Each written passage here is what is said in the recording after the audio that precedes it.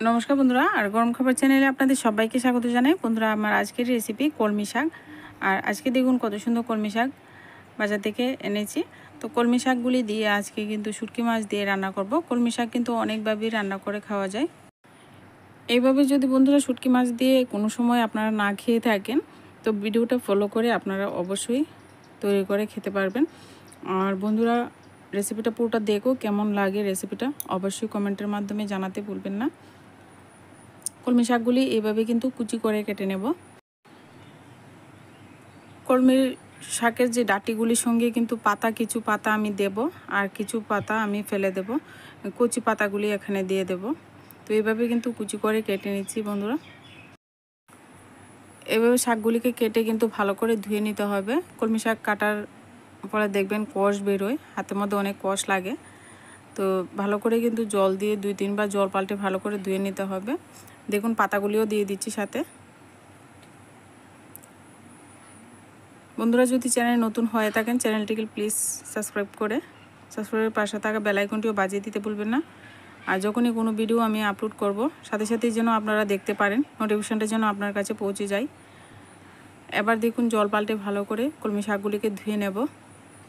রান্নাটা খুব সোজা বন্ধুরা, ঘরোয়া উপকরণ, আর রেসিপিটা কিন্তু ঘরোয়ার একটা রেসিপি। জল দিয়ে পরিষ্কার করে ভালো করে জল পাল্টে কিন্তু ধুয়ে নিতে হবে।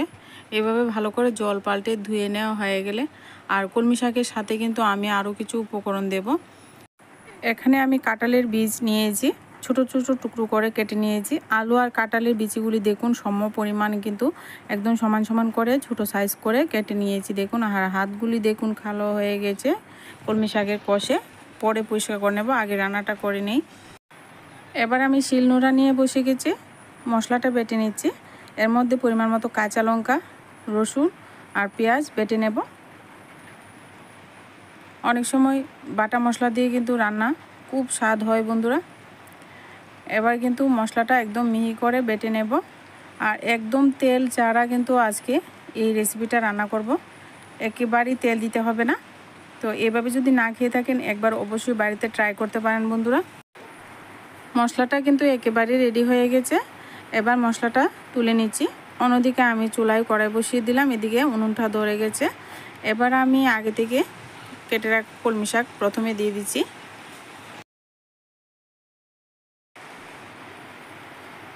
এবার আমি এখানে আলু আর কাঁঠালের বীজগুলি দিয়ে দিলাম। এবার একটু নেড়েচেড়ে দিচ্ছি। নেড়েচেড়ে দিয়ে এখানে কিন্তু লবণও সাথে একসঙ্গে দিয়ে দেব, যাতে করে একদম কলমি শাকটা নরম হয়ে যায়। তো এবার পরিমাণ মতো লবণ দিয়ে দিচ্ছি। এবার লবণ দিয়ে সাথে আমি আরও কিছু মশলা দিয়ে দিচ্ছি।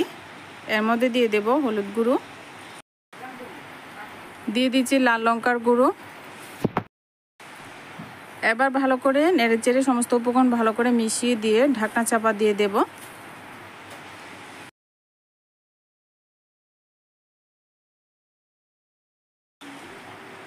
এবার ঢাকনা চাপা দিয়ে দেব।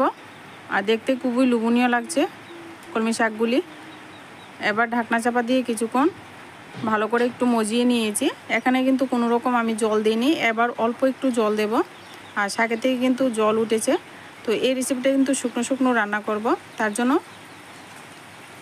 হাফ গ্লাসের মতো জল দিয়েছি, এর থেকে বেশি দিইনি।